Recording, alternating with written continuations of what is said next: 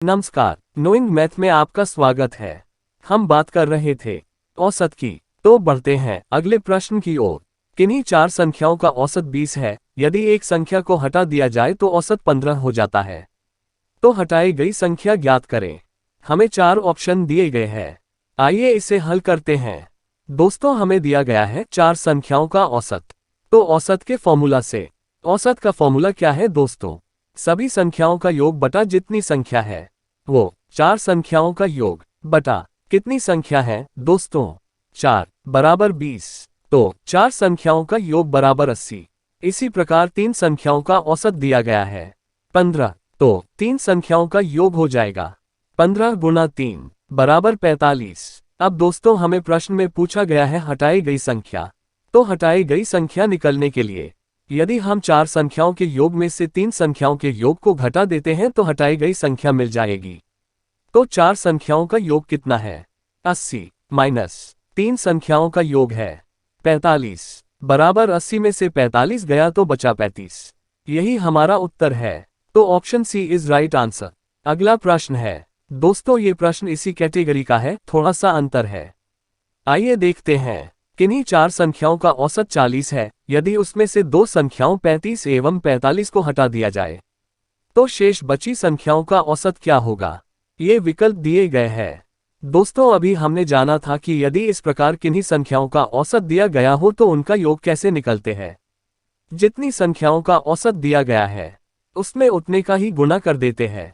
यहाँ हमें चार संख्याओं का औसत दिया गया है 40, तो उनका योग हो जाएगा 160। दोस्तों, हमें दो संख्याएं 35 और 45 घटानी है, तो शेष बची दो संख्याओं का योग होगा 160 माइनस 35 माइनस 45 बराबर 80।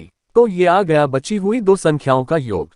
अब इनका औसत निकलने के लिए औसत के फॉर्मूले से 80 बटा 2 बराबर 40।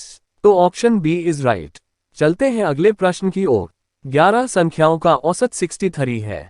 उन्हीं में से प्रथम 6 संख्याओं का औसत 60 है और अंतिम 6 संख्याओं का औसत 50 है। तो छठवीं संख्या ज्ञात कीजिए।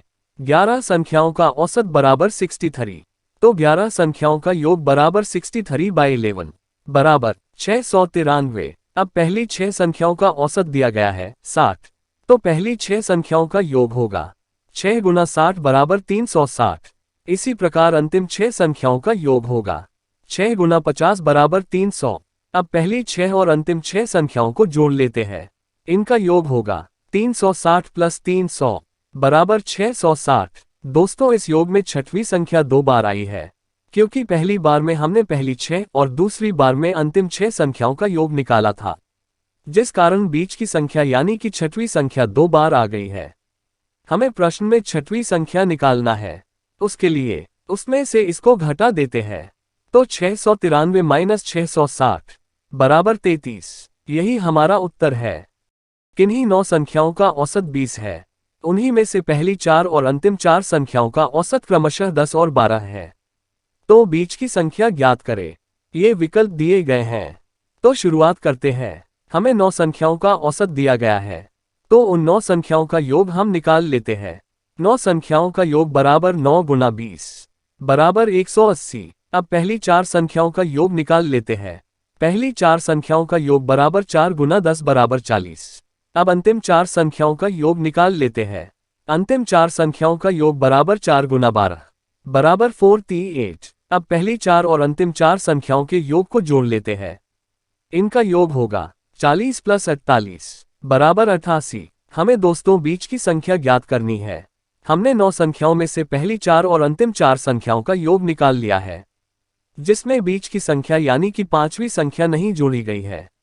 इसके अलावा हमारे पास सारे 9 संख्याओं का योग भी मौजूद है। तो हम 5वीं संख्या निकालने के लिए इसमें से इसको घटा देते हैं।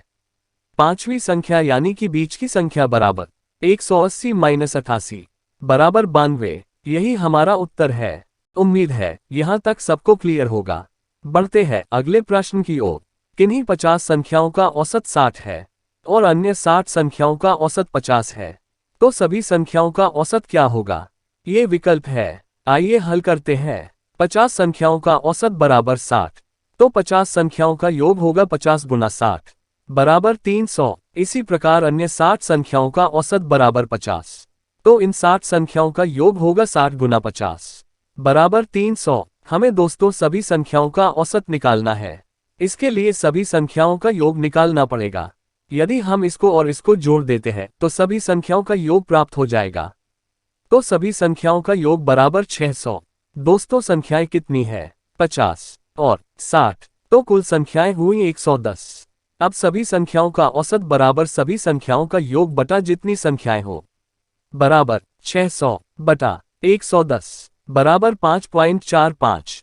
यही हमारा उत्तर है।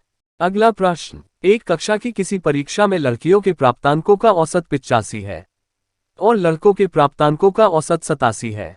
यदि लड़कियों और लड़कों की संख्या का अनुपात 4:5 हो तो पूरी कक्षा के प्राप्तांकों का औसत क्या होगा? दोस्तों दिखने में ये प्रश्न थोड़ा हार्ड लग सकता है किंतु है बहुत सिंपल। तो आइए इसे हल करते हैं।